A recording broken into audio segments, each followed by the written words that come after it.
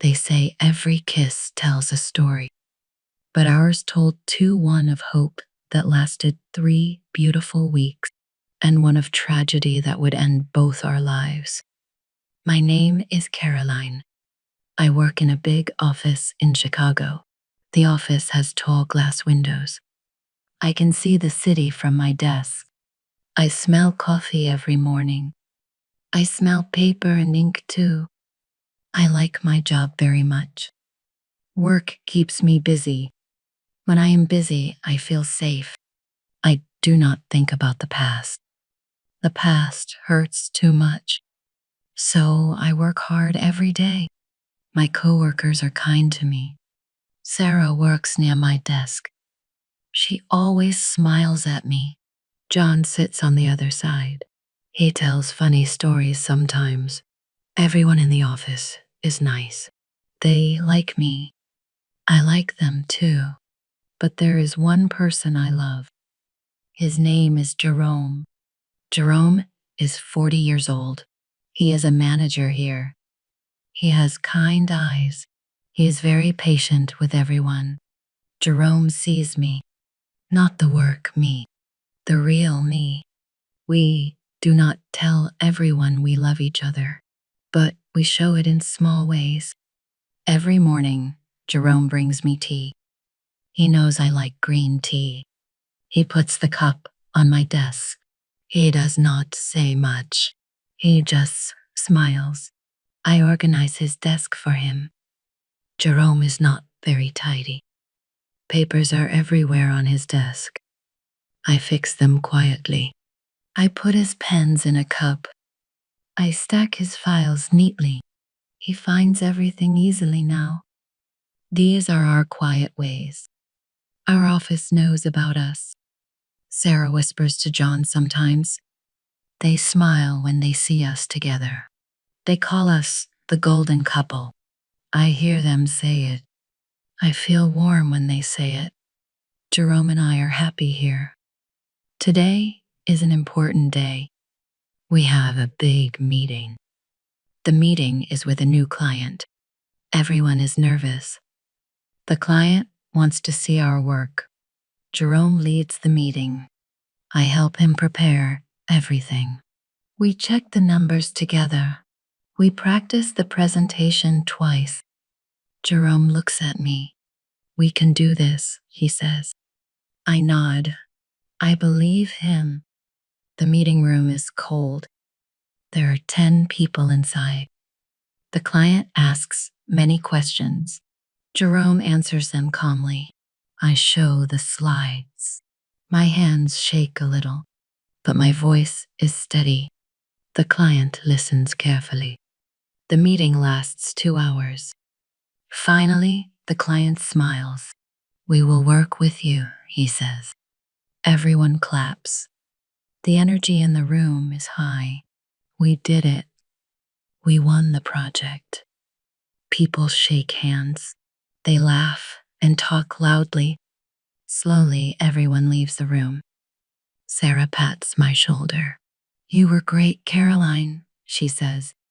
John gives Jerome a thumbs up. Then they all go back to their desks. Now only Jerome and I are here. The room is quiet again. My heart beats fast.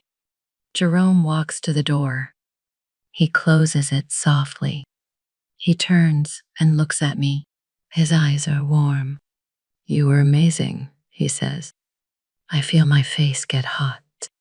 We both were, I say. He walks closer to me. The air feels different now. I can hear my own breathing. Jerome reaches for my hand. His hand is warm. Caroline, he says quietly. I look up at him. We do not need words. His eyes say everything.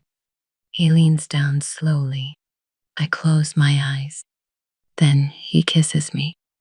The kiss is soft at first. Then it grows stronger. I feel safe in his arms. I feel loved. This is not a secret kiss. This is a promise. When we stop, Jerome smiles. I have an idea, he says. What idea? I ask. Let's go to New York next week, he says. A business trip? I ask. He nods, but his smile is different. I know this is not just work. Okay, I say. My heart feels light. Jerome holds my hand tighter. Everything will be perfect, he says. I believe him. I trust him. Here in this office, I am safe. Here with Jerome, I am home. I do not think about the past anymore. I only think about our future. Tomorrow we will go back to work. We will drink tea together. We will organize papers. We will smile at each other across the room. But today we kissed after the meeting. And that kiss changed everything. We arrive in New York on Monday. The city is loud and busy. Cars honk everywhere.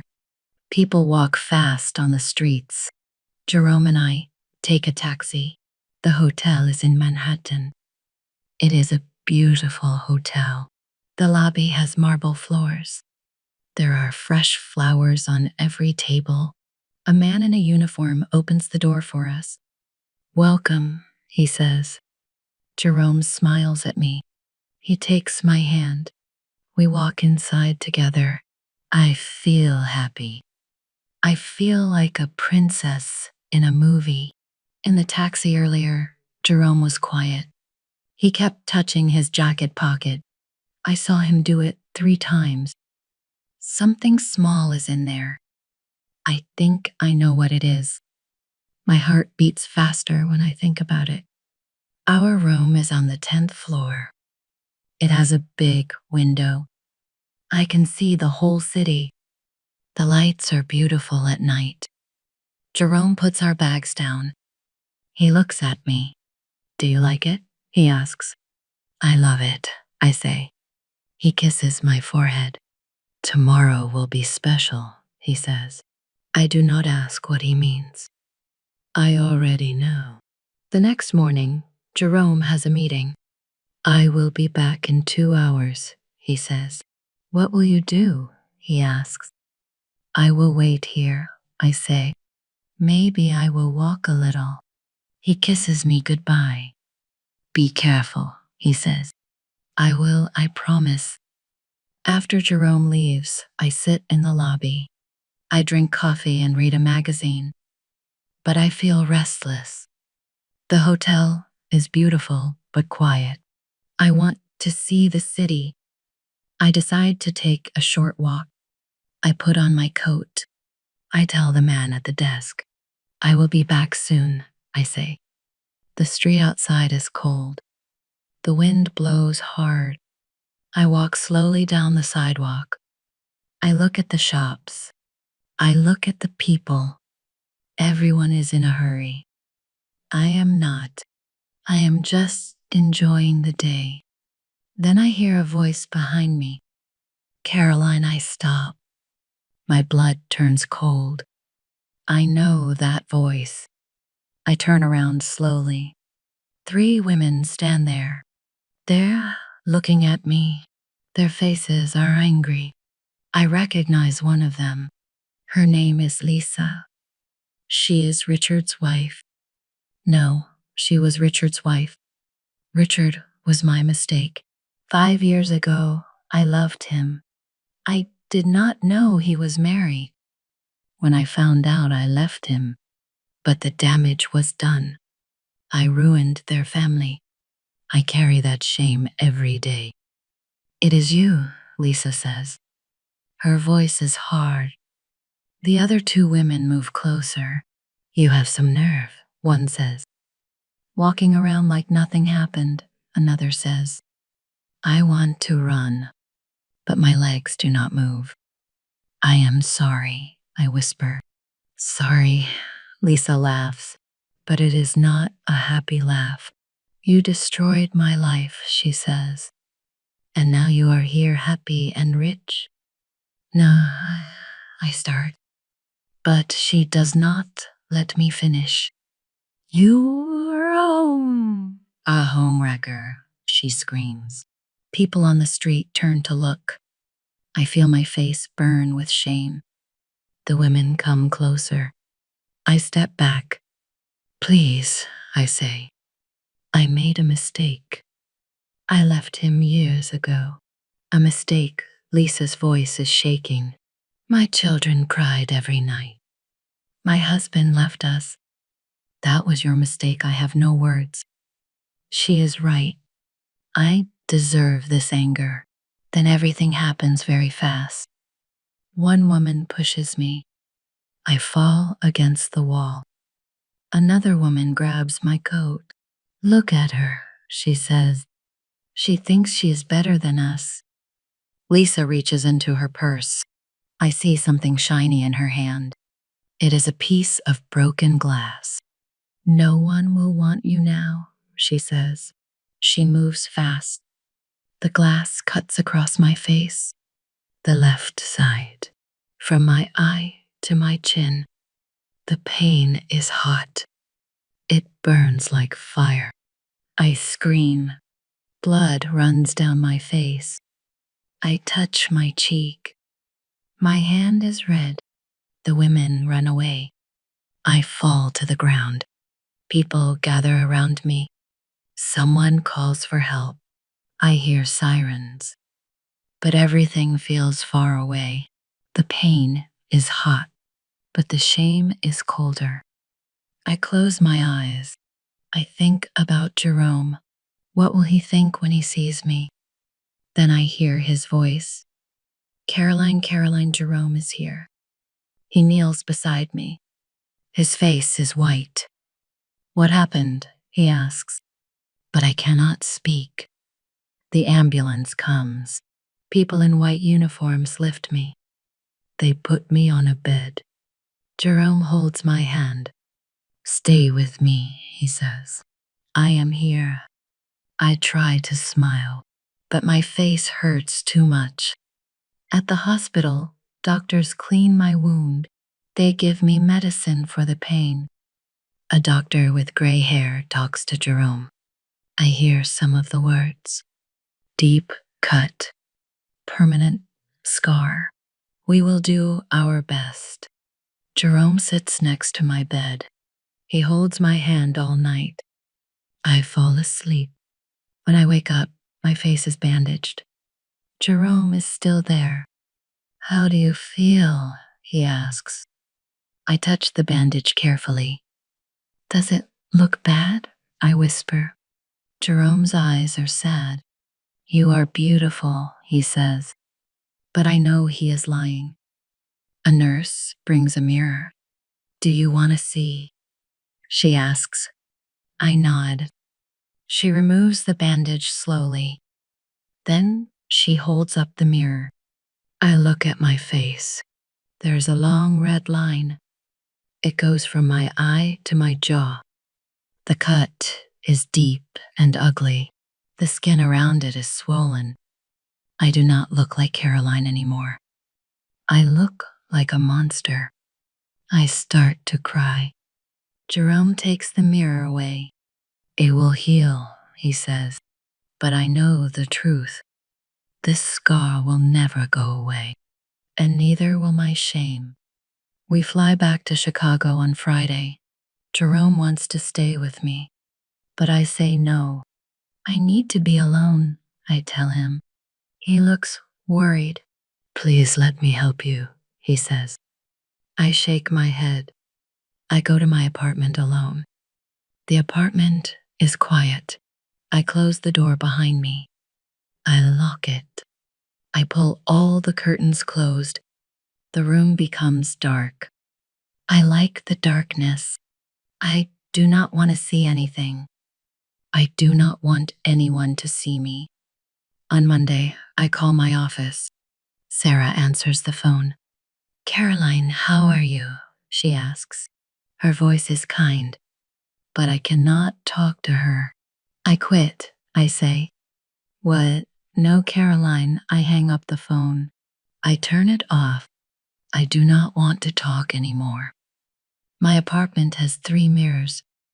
One in the bathroom, one in the bedroom, one in the hallway. I take a hammer from the kitchen. I break the bathroom mirror first. Glass falls into the sink. Then I break the hallway mirror. Pieces scatter on the floor, but I keep the bedroom mirror. I need to see what I am now. Every day, I stand in front of it. I look at my face. The scar is red and thick. It is ugly. It will always be ugly. I do not see Caroline anymore.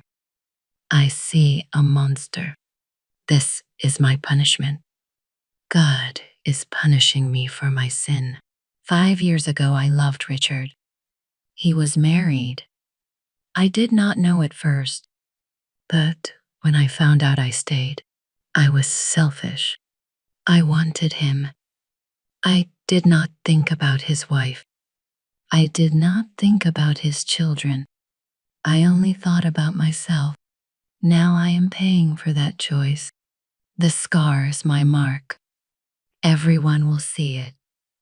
Everyone will know I am bad. Days pass. I do not leave my apartment. I eat very little. I sleep on the floor sometimes. The bed feels too soft. I do not deserve soft things. Then Jerome comes. I hear him knock on my door. Caroline, he calls. Please open the door. I sit on the floor. I do not move. I know you are in there, he says. His voice is gentle. I love you, he says. The scar does not matter. I close my eyes. I want to believe him, but I cannot. He comes back the next day, and the day after that. Every day he knocks. Every day he says the same things. I love you.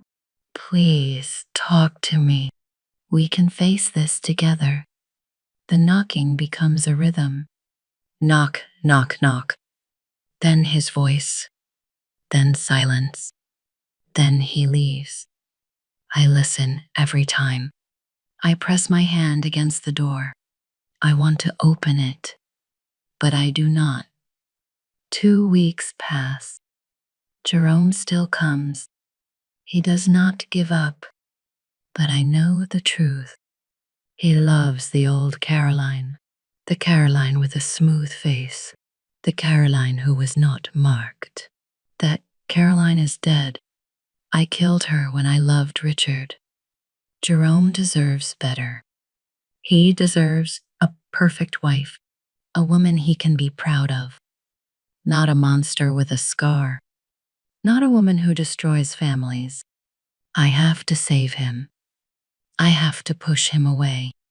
It will hurt, but it is the right thing to do. On a Tuesday morning, Jerome knocks again. Caroline, please, he says. I am not leaving.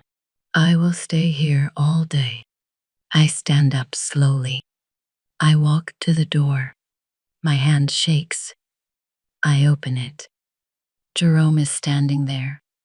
His eyes are red. He has not slept well. He looks thin. Caroline, he whispers. He tries to touch my face. I step back. Do not touch me, I say. My voice is cold. Jerome's hand drops. What is wrong? He asks. I look at the floor. I cannot look at his eyes. I do not love you, I say. The words cut my throat. What Jerome says, that is not true. It is true, I say. I made a mistake with you. No, Caroline, I want to go back, I say. Go back where, he asks. To my past, I say. To Richard. Jerome's face turns white. You do not mean that, he says. I do, I lie. I miss him. I miss the chaos. You were too good for me. Too boring. Jerome shakes his head. Tears run down his face. I do not believe you, he says. but his voice is breaking. Believe it, I say. I never loved you. The kiss was nothing. The trip was nothing. You were nothing. Jerome steps back. He looks like I hit him. Caroline, please, he says. Do not do this. I close the door. I lock it. Jerome stands outside. I hear him breathing. Then I hear him cry. I love you, he says through the door. I will always love you. I slide down to the floor. I put my hands over my ears, but I still hear him. Finally, he leaves. His footsteps fade away. The hallway is silent. I'm alone now. This is what I wanted. This is what I deserve. I look at my reflection in the window. The scar is dark in the glass. I am a monster, and monsters should be alone. I find Richard's number in my old phone. My hands shake when I call him. He answers on the third ring. Caroline, he says. His voice sounds different. It sounds hard and tired. I need a place to stay, I say. There is silence. Then he laughs. It is not a kind laugh. So you finally came back, he says. Yes, I whisper. Come tomorrow, he says. Then he hangs up. Richard lives in a small town now. The town is 2 hours away. I take a bus there. I carry one small bag. I do not need much. The bus is old and dirty. It smells like smoke. I sit in the back. I look out the window. The city disappears behind me. Richard's house is at the end of a street. The house is small and gray. The paint is peeling off. The yard has dead grass. There are no flowers. I walk to the front door. I knock. Richard opens it. He looks older now. His face has deep lines. His eyes are cold. He looks at my scar. So it is true, he says. You are ugly now. I do not say anything. Come in, he says. I walk inside. The house smells bad. It smells like old food and alcohol. The floor is dirty. There are bottles everywhere. This is your home now, Richard says. He sits on the couch. He drinks from a bottle. You can sleep in the back room, he says. I nod. I go to the back room. It is small and dark. There is a mattress on the floor. No sheets. No pillow. I put my bag down. I sit on the mattress. This is my punishment. This is what I deserve. The first week is hard. Richard drinks every day. He yells at me. Clean this house, he says. Cook my food. Do not bother me.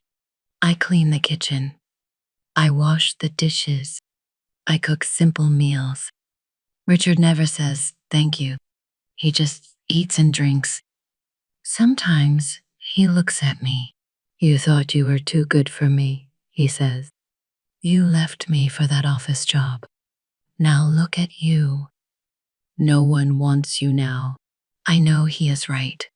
This is my punishment. The house is cold. Richard is colder. He does not touch me with love. He touches me with anger. When he drinks too much, he gets mean. He pushes me. He grabs my arm hard. Bruises appear on my skin. I do not fight back. I deserve this. One night, Richard stares at my scar. Does it hurt? He asks. No, I say. He laughs. It should, he says. You hurt people. Now you are marked. Everyone can see what you are. I look at the floor. He is right. The scar's my sin. Everyone can see it. Weeks pass. I become thin. I do not eat much.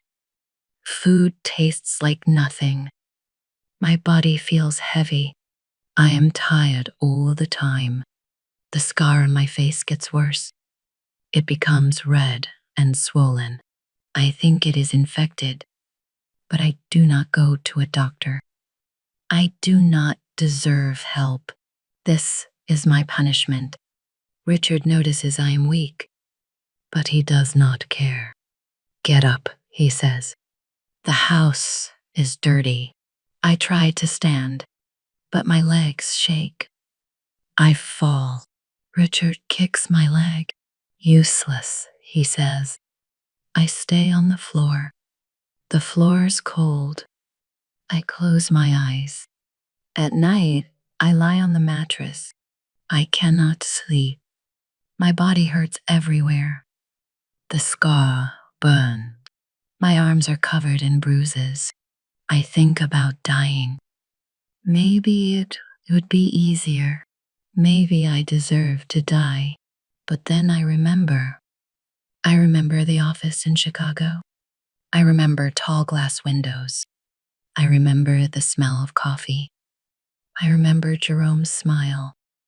I remember his kind eyes. I remember the meeting room. I remember his words. You were amazing. I remember the kiss. It was soft at first, then it was strong.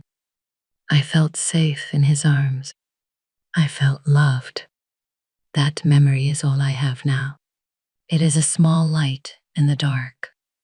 I hold on to it, even when my body is dying. My soul remembers that kiss. One morning I cannot get up. My body will not move. Richard comes into the room. Get up, he says. I do not answer. He kicks the mattress. I said, get up, but I cannot. Everything hurts. My face is burning. My chest feels tight. I cannot breathe well. Richard leans down. He looks at my face. You are sick, he says. His voice has no feeling. I do not need a sick woman here. He leaves the room. I hear him on the phone, but I do not hear the words. I close my eyes. I see the office again. I see Jerome. He is holding my hand. Everything will be perfect, he says. I smile in my memory. Yes, it was perfect. For one moment, it was perfect. The room is cold. My body is cold, but the memory is warm. I hold Jerome's hand in my mind. I feel the kiss again. This is my punishment, but that kiss was my blessing. I will carry it with me, even into the dark. Jerome never stopped looking for me. He called my phone every day. He went to my apartment every week. He asked Sarah and John for help, but no one knew where I went. Finally, Jerome hired someone, a man who finds missing people. It took 3 months. Then the man called Jerome. I found her, he said. She is with a man named Richard, in a small town. Jerome got in his car immediately. He drove for 2 hours. He did not stop. He did not eat. He only thought about me. In his pocket, he had a small box. The ring was still inside. He never put it away. He wanted to give it to me. He wanted to save me. I am coming, Caroline, he said. Please wait for me. Jerome arrived at the house. It was gray and broken. The yard was full of trash. He felt fear in his chest. He ran to the front door. He knocked hard. No one answered. He knocked again. Still nothing. The house was completely silent. Jerome kicked the door. It broke open. He stepped inside. The smell hit him first. Old food, alcohol, and something else. Something wrong. "Caroline!" he shouted. His voice echoed in the empty house. No answer. The living room was a mess. Bottles covered the floor. Dirty plates were on the table. But no one was there. Jerome walked through the house. His heart beat fast. "Caroline, where are you?" He opened a door. It was a small bedroom, dark and cold. Then he saw me. I was lying on a mattress. My body was very still. Jerome ran to me. He fell to his knees. "Caroline," he whispered. He touched my hand. It was cold. So cold. My face was turned to the side. The scar was still there, red and ugly, but my face looked peaceful now. My eyes were closed. I looked like I was sleeping, but I was not breathing. Jerome pulled me into his arms. "No, no, no," he said. He held me tight. "Please wake up," he begged. "Please, Caroline." But I did not move. I was gone. Jerome screamed. The sound filled the empty house. He rocked back and forth. He held my body against his chest. She was cold, but my tears were hot. Then Jerome saw something. A piece of paper on the floor. He picked it up. The handwriting was weak and shaky. It was mine. He read it. "Jerome, I loved you too much. I could not let you love a monster. You deserve a beautiful life. You deserve a perfect wife. I am neither of those things. This scar is my punishment. I ruined a family once. I will not ruin yours. Please forgive me. Please forget me." Caroline Jerome read it 3 times. Then he understood. I did not leave because I stopped loving him. I left to protect him. I thought I was saving him, but I was wrong. So wrong. Jerome folded the paper carefully. He put it in his pocket, next to the ring. He looked at my face again. The scar did not make me ugly. It never did. He loved me. All of me. He always would. "You are wrong, Caroline," he whispered. "You were never a monster. You were always beautiful to me." He kissed my forehead. It was cold under his lips. "I am so sorry," he said. "I should have saved you sooner. I should have broken down your door. I should have made you believe me." Jerome stayed there for a long time. He held me in the dark room. He did not want to let go. Outside, the sun set. The room became darker, but Jerome did not move. He just held me and cried. Jerome organized my funeral. It was on a cold Thursday. The sky was gray. Rain fell softly. The cemetery was quiet. Only Jerome stood by my grave. Sarah and John sent flowers, white roses and lilies. They wrote a card. "We will miss you, Caroline." But they did not come. They did not understand. They thought just got sick. They did not know the whole story. Only Jerome knew. Only Jerome understood. He stood there alone. He wore a black suit. He held an umbrella, but he did not care about the rain. The priest said some words. Jerome did not listen. He just looked at the coffin. I was inside, so close, but so far away. When it was over, they lowered the coffin down into the ground. Jerome watched until it disappeared. Then he dropped a single red rose. It landed on top. "Goodbye, Caroline," he whispered. But he knew it was not goodbye. Not really. After the funeral, Jerome tried to live. He went back to work. He sat at his desk. Papers covered the surface, but he did not organize them. I was not there to help him. Sarah came to his office. "Are you okay?" she asked. Jerome nodded, but it was a lie. "I am here if you need anything," Sarah said. Jerome thanked her, but he did not need anything, except me. One day, Jerome walked into the meeting room, the same room where we kissed. He sat in a chair. He looked around. The room was the same. Same table, same windows, same walls, but the magic was gone. It was just a room now, empty and cold.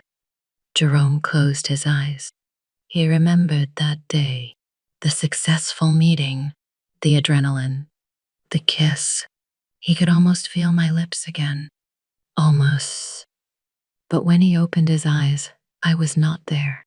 The world was gray without me. The world was too loud without me. Jerome could not breathe in this world. Every morning, Jerome visited my grave. He brought fresh flowers. He sat on the grass. He talked to me. "I miss you," he said. "The office is not the same. Nothing is the same." He touched the cold stone. My name was carved there. "Caroline Mitchell, beloved." "You were wrong," Jerome said. "You thought you saved me, but you did not. I cannot live without you." Jerome reached into his pocket. He pulled out the small box, the ring. He never gave it to me. Now he never would. "I bought this in New York," he said. "I wanted to propose. I wanted you to be my wife. But you left." Tears ran down his face. "You waited for me," he said. "Now I come to you." That night, Jerome went to a hotel, the same hotel in New York, the same room we stayed in. He sat on the bed. He looked out the window. The city lights were bright, but they felt cold. Jerome took out a bottle of pills. He looked at them for a long time.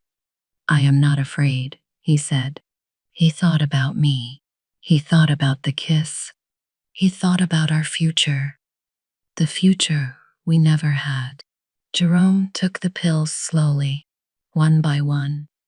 He lay down on the bed. He closed his eyes. He held the ring in his hand. "I'm coming, Caroline," he whispered. "Wait for me." The room became quiet. Jerome's breathing slowed. Then it stopped. The world was silent now. In the cemetery, the wind blew. It moved through the trees. It touched two gravestones, side by side. Caroline Mitchell, Jerome Parker. Together at last. Maybe it was just the wind. Maybe it was something more. Two shapes in the air, light and soft. They moved toward each other. They touched. They held each other. No scars on her face. No pain in his heart. Just love. Pure and eternal. They kissed the way they kissed after the meeting. But this kiss would never end. The world was too loud without her. So Jerome chose the silence. And in that silence they found each other again. We kissed after the meeting. And now we kiss forever. Thank you for watching this story on Kavico English Storytime. If this story touched your heart, please hit the like button and subscribe to our channel. We share new English stories every week to help you learn while feeling something real. Don't forget to turn on notifications so you never miss a story. Share this with someone who loves emotional tales.